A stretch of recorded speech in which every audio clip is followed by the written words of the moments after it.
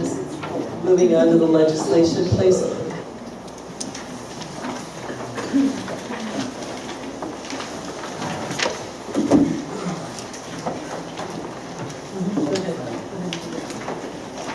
Ordinance number 2014-25, this was one of the addendum ordinances.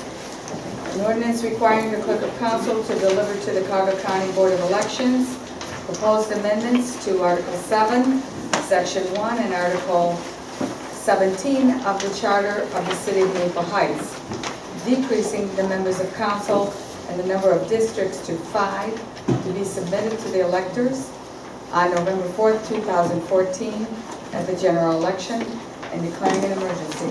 This ordinance is on its second reading.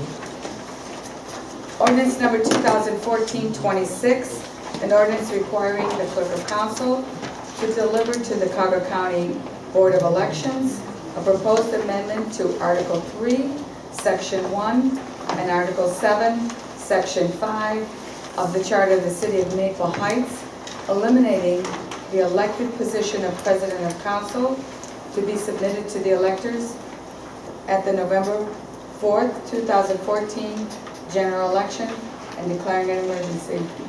This piece of legislation is also on its second reading. Ordinance number 2014-44, an ordinance directing the clerk of council to certify to the Cuyahoga County Board of Elections a proposed amendment to Article 7 of the Maple Heights Charter to be submitted to the electors at the November 4th, 2014 general election and declaring an emergency. Madam President, Mr. Trojansky? I would like to make a motion to amend the tax credit from 100% to 50%.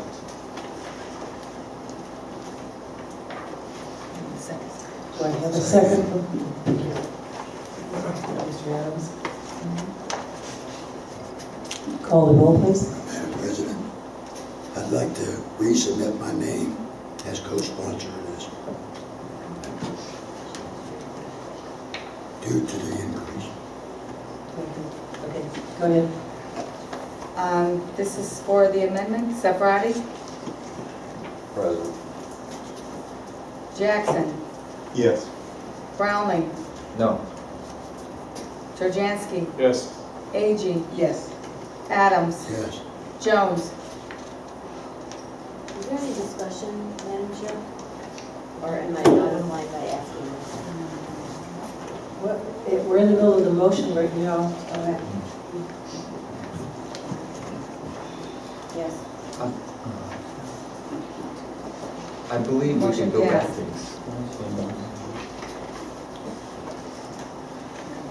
Okay.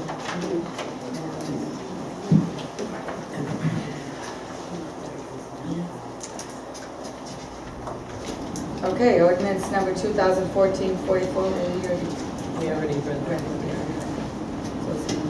It's on a second reading with the amendment.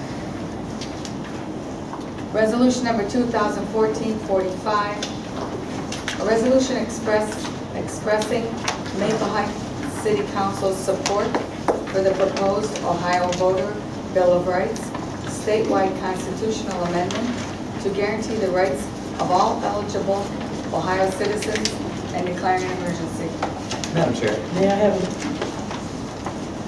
Madam Chair, I would move to reconsider the previous question. Mr. Milling, would you please rule on that? Motion to reconsider previous questions, an appropriate motion needs a second and a vote. Second. Discussion can be had. Okay. Wait, do we have to call the roll? Oh, you can have discussion prior to your vote.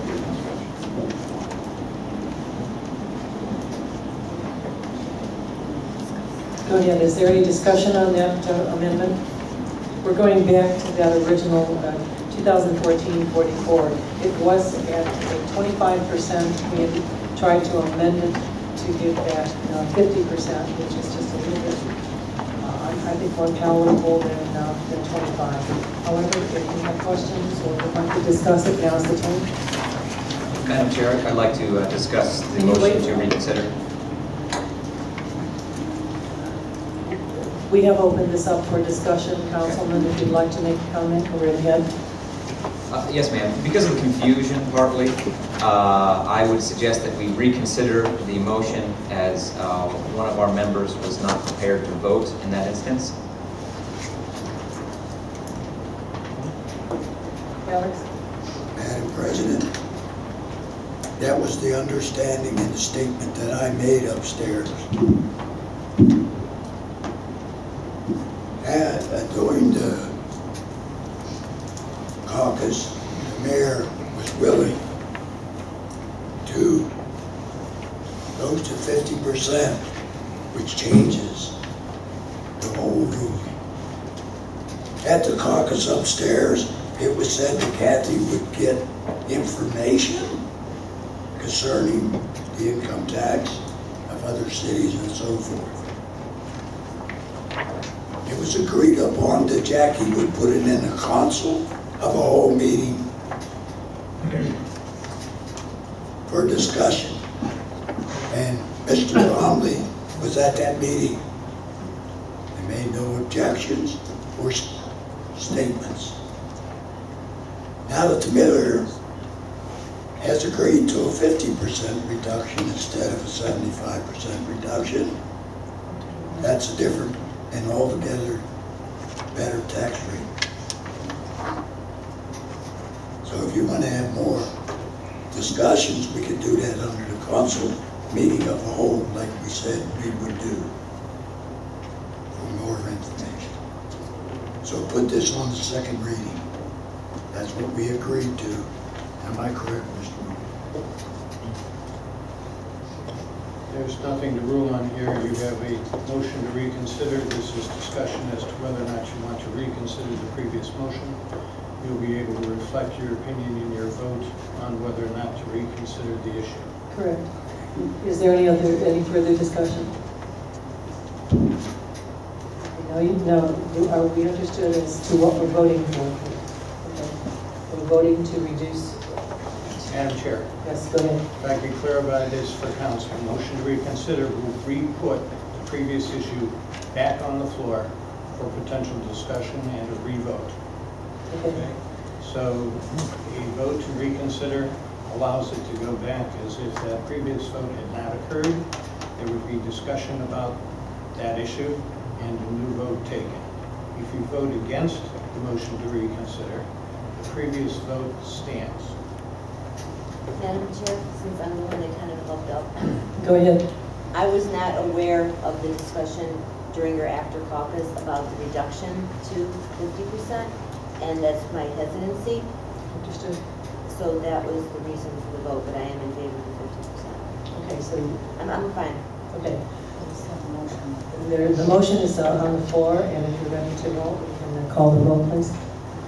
Sephardi, Yes. Jackson, Yes. the motion to reconsider is on the floor. That's correct. Jackson, Yes. Brownlee, Yes. Serjansky, Yes. Agee, yes. Adams, Yes. Jones. Yes, we just want to read it. Now we go back to the original amendment, because you all voted yes to go back to the original amendment. So, Restate the amendment, Madam Chair, if I could, restate go the ahead. original amendment that was presented by Mr. Terjansky. correct. And then you can open the floor for discussion. Okay. Madam President, Go ahead, Mr. Trojansky. I motion to amend the tax credit from 100% to 58%. A second. It was Mr. Jackson, the second. So this is a completely different motion? It's the same motion. That was would be Alex. Another vote. Alex second. We're just restating what happened. It's the same motion. Now open the floor for discussion. Now, we've already heard from Mr. Adams. Is there anyone else who would like to make a comment on this particular amendment? Madam Chair, Mr. Jackson? I will. I think everyone in this room knows that the city needs money. Just plain cut dry as that. We've had a couple of issues so far that's been on the ballot that the residents turned down. But unfortunately, we have to keep going back. If we believe the audit that says we're $2 million in debt, and if we know all the cuts that we made and the cuts in services and no pools and everything else, and it's going to be the same thing in the wintertime when it comes to picking up leaves and plowing snow. If we don't want to see how bad it can be, we need to raise income. And unless somebody else has some other suggestions for raising income, this is one that we haven't tried that we should try. Thank you. Thank you. Any other comments from council? Madam Chair. Mr. Brownlee? I would like at this time to make a motion to commit this, refer this to a committee of the whole. To refer this legislation to a committee of the whole. I believe we've already said that what we are planning on doing, and we'll announce the date in committee in my report. Madam Chair, I would like to make a formal motion to refer this to committee. Second. Who seconded? Anthony? Call the roll, please. Safrani? Yes. Jackson? Yes? Brownlee? Yes. Urbanski? Yes. Agee? Yes. Adams? Yes. Jones? Yes. Moving on, please.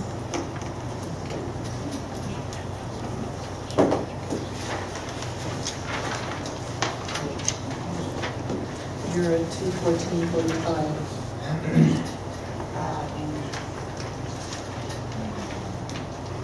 No, it was read already. It was read. May I have a motion to suspend the rules and place this resolution on its third and final reading? Second. Is there any discussion? Will you call the roll to suspend, please? Safrani? Yes. Jackson? Yes? Brownlee? No. Urbanski? Yes. Agee? Yes. Adams? Yes. Jones? Yes.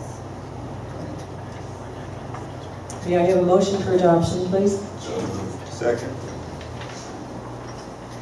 Is there any further discussion? Madam Chair.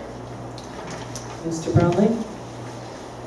Two things. First is this piece of legislation. We've had discussions before as council that piece of legislation like this one, since it really doesn't directly affect our city, it may affect our residents, but it's not particularly city business, are sometimes out of place where they serve to often, because of the issues at hand, divide us and impede progress. And also because, considering right now, that we are in such a financial bind and having some trouble, it seems, to have enough meetings to find solutions to our financial situation, that pieces of legislation like this often seem out of place.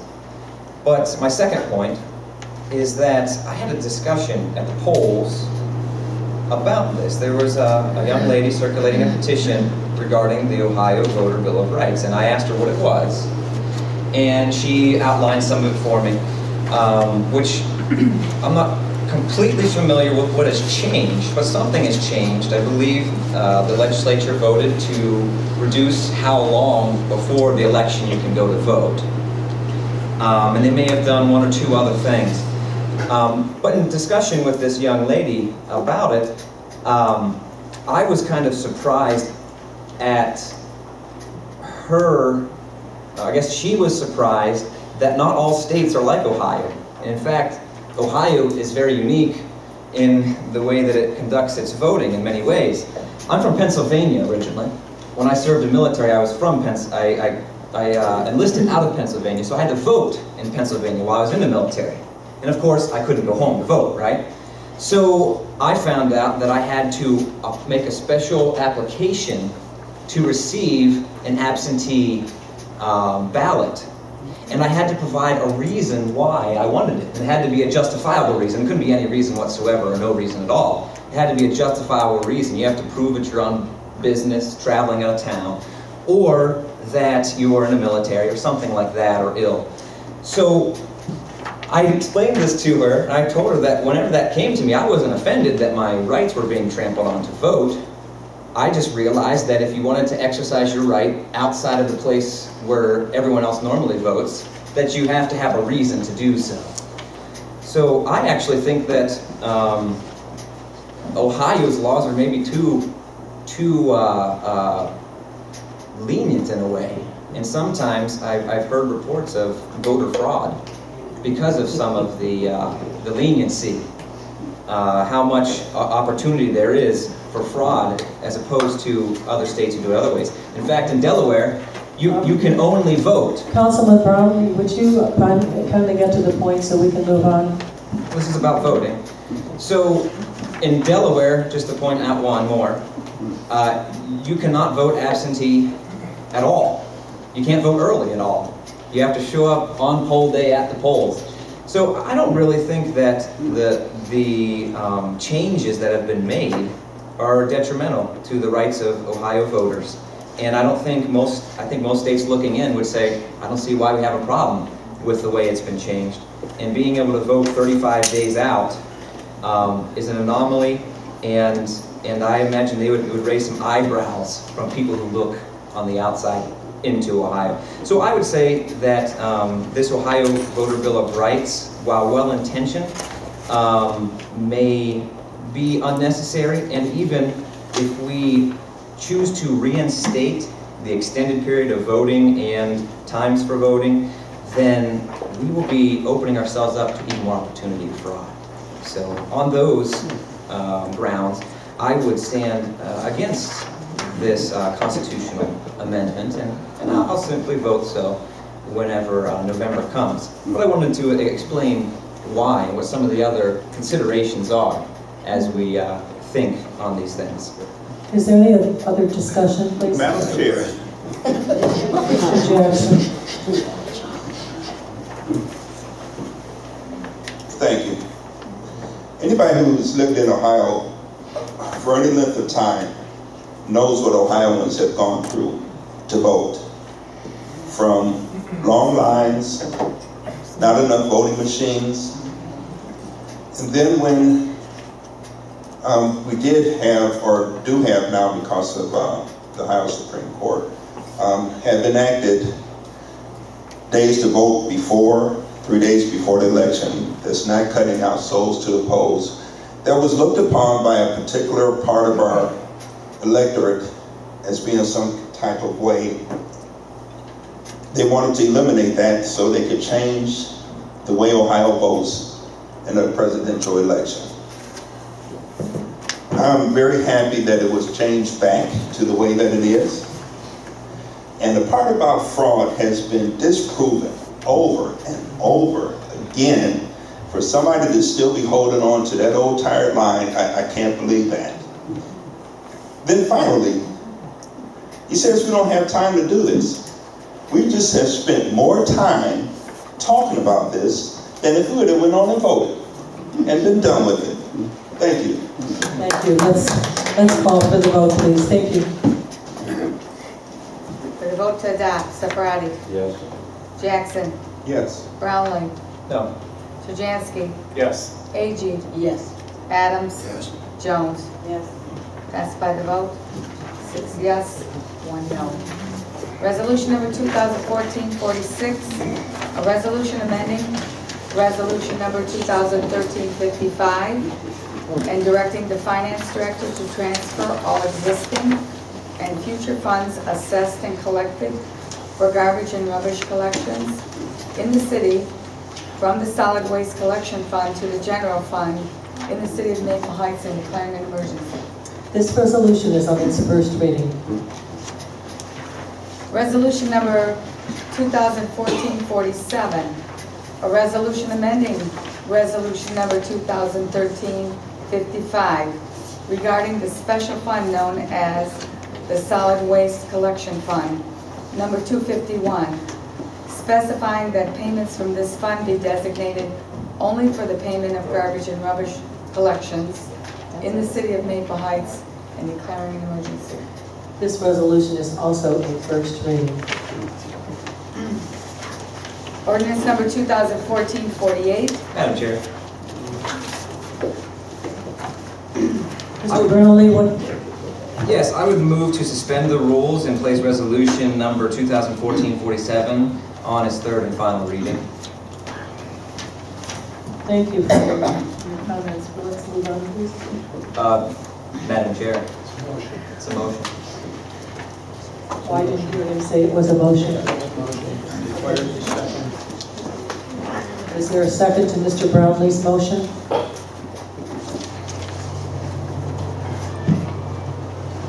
Yes, Madam Chair. Moving on. Ordinance number 2014-48, an ordinance amending section 220.01 of the codified ordinances regarding the rules of order for council in the city of Maple Heights and declaring an emergency. This will be a first reading also. Would you turn Madam your Chair. expenditures over $2,000, Madam Chair. $1,000? Excuse me, Mr. Brownlee? Yes, Madam Chair. I would move to postpone ordinance 2014-48 indefinitely. Is there a second for Mr. Brownlee's motion?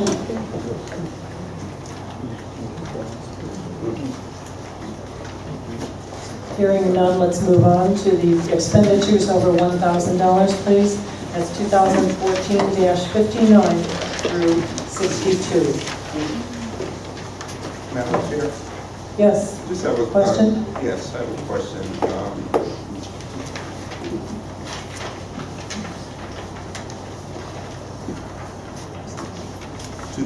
2014-61, I think it is. To the police chief, are these the part of the new radios that's going along with the new dispatch center?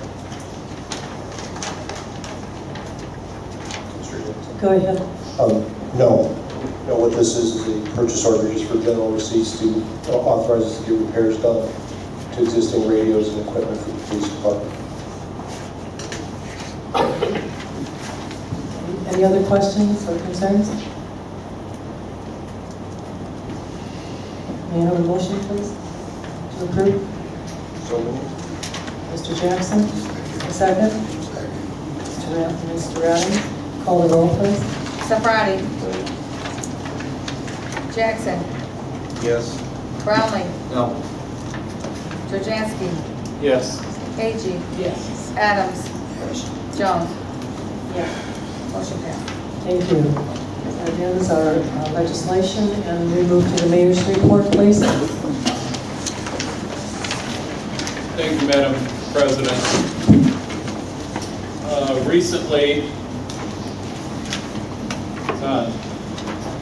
Recently, the 2014 block grant project has commenced the resurfacing of Applegate Road, Mylan Drive, and Fairway. I want to break Linda's crystal. That is crystal, isn't it? Definitely. Okay, that's better. As I was saying, Applegate Road, Mylan Drive, Fairway Avenue, I believe the work started today. This work will be done very quickly. This work is also being paid for by a community development block grant through Cuyahoga County, which originated from the federal government in the amount not to exceed $150,000. A couple weeks ago, I was invited to a luncheon with the Republican candidate for county executive, a gentleman by the name of Mr. Jack Schron. To my chagrin, I was one of only a couple of Democratic mayors in the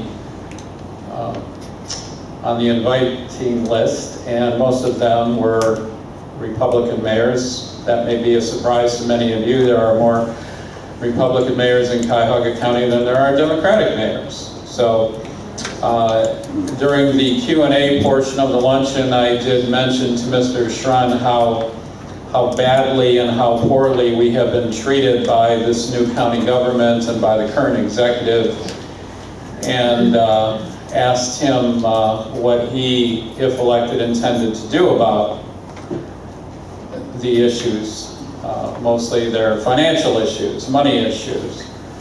These, to be fair, he stated that he wasn't aware of some of the things, or really any of the things that I was talking about, and needed time to research them. And now I've been through this for many, many years where, oh yeah, I'll call you or I'll see you some other time. Well, much to my dismay, and I was pleasantly surprised, he did call 2 weeks later and asked to come in and talk to me. So we spent a good 2 hours going over what has happened to Maple Heights concerning Cuyahoga County, the new county council, and the executive form of government. Starting with the $2 million of uncollected property taxes currently. He did promise me and did pledge that the county would work harder in the interim to collect those unpaid taxes. He, as a county council member, would get involved in that and bring it to those whose attention it needs to be brought to. I also pointed out to him that our property values plummeted some 32+%, and implored him to do whatever he could to help us raise those property values somewhere near what they used to be. And I also explained to him how this county government devalued, what their formula was for devaluing our properties.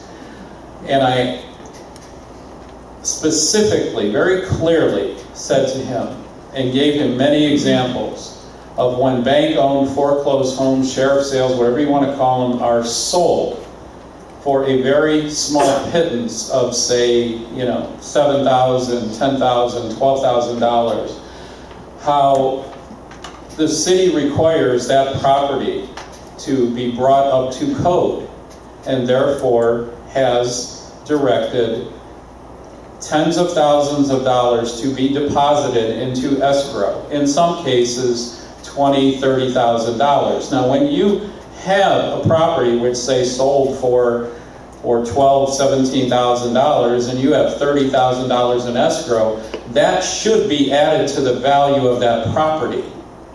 And how the county refuses to look at that and acknowledge that, and keeps that value of that property at $12,000, $17,000. They do not acknowledge. And I said, we pleaded this case with the former fiscal officer, Wade Steen, and his staff, that we needed that money counted, and therefore property values would not have dropped 32%. So he did, again, promise and pledge to look into that. I said, if you can make that happen, not only would you be a miracle worker, but you probably would get the majority of the votes of at least the people in Maple Heights. And I know that there's a lot of inner-ring suburbs that are next to us and around Cleveland that are going through the same thing. Every day in the news, you read more and more about cities and school systems which are falling into fiscal caution, fiscal watch, and have all of their problems tied to decreasing property values and also dwindling city income tax. I did point out to him also that $9 million in the last 6-7 years has been wiped clean by Cuyahoga County on sheriff sales and foreclosures. And I gave him specific examples of how a city like Maple Heights, and I know there's some of our grass cutters are here this evening in attendance, that we have to maintain these properties. We're stuck with them, and the grass needs to be cut. And also when these houses are broken into, we have to secure them, we have to board them, sometimes we have to paint them. Urban miners have gone in and stripped them, so we need to do things, and we lien the property we charge for this. We don't do this for free. And then the county comes along and somebody wants to buy that house and they just wipe it out and nothing gets paid to us or any other community who's doing this. And that is wrong. And that has to be reversed. That has to be stopped. I said, if this county government, if they don't want to do their jobs, then please bring people in who will do that job for us so that we can live like we used to or survive like we used to once again. Because without that money, and we have two separate fronts here, two separate fights. Tomorrow night we're going to explain about the state cuts and about how things haven't been flowing from Columbus like they used to. So he seemed to be, and from what I've heard about him, and people have called this man a great American, I feel confident that at least these issues will be brought up to the county executive and the rest of the council, and if it can be reversed or it can be acknowledged, that is what we are looking for. I plan on meeting with the other candidate, the Democratic candidate, Mr. Budish, very, very soon also. You know, the city is still struggling. We're still hurting, as I know many of you are here tonight to hear about our plight and what is going on. We are surviving. We are, when people ask me, and they do all the time, how are you doing and how's the city doing? It's words like we're surviving, we're keeping our head above the water, we're not drowning, we're getting by, we're making it barely by the grace of God and some miracles of our own that we've been able to pull out of a hat. So we're doing okay. We could be doing a lot better, but we do have a plan. The traffic cameras are going to help. The recycling, I know, eliminating it was controversial to a lot of people, and they've spoken out against it, but it will save us some money that can be counted towards that plan. And there have been some cuts. There are going to be some other cuts that are going to be happening. There's been some layoffs. We've had employees that are resigning, as I've stated at past meetings, because they obviously don't want to deal with a situation like this or work for an employer that's going to have these kind of struggles and problems.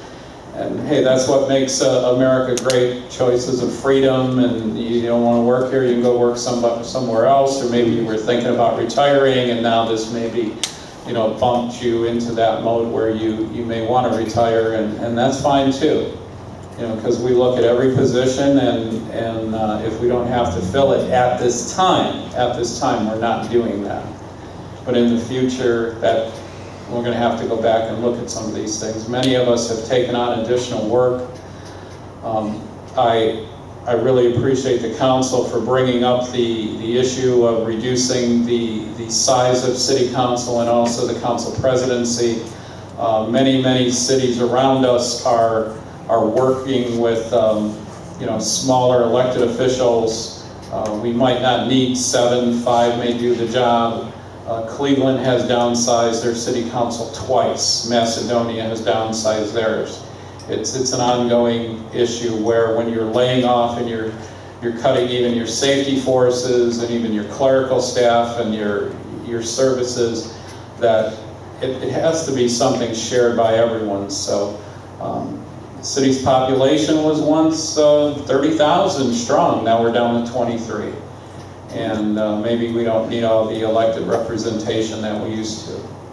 So that could save the city some money too. So we are still very much alive, breathing, fighting, working hard. There's more meetings scheduled in July, I think, that I've ever seen in my life since I've been up here. Not looking forward to that, but we got to do what we got to do. I thank everyone for their time coming out on a hot evening like this and listening to all this. Some of it is rhetoric. Not from me. But I conclude my report. Thank you. Thank you, Mayor.